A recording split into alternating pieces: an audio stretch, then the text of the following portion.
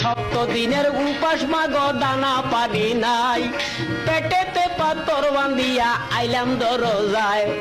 তোমার ঘরে থাকলে কিছু খাইতে গোদেও না, এই কথা শুনিয়া কান্দেন দিনের নবী, দেখলেন ফাতেমা।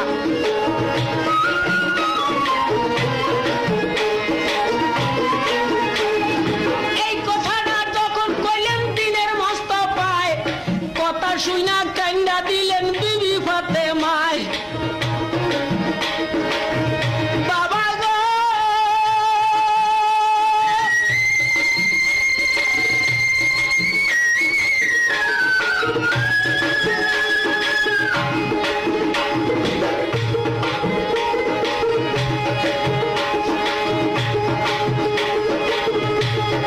কোথা থেকে দিতাম খানা বলেন চাইয়া মায়, তামাম মদিনা ঘুইরাই আইলাম, এক মুঠ চাউল কেউ আমারে কর্জ দিছে নাই।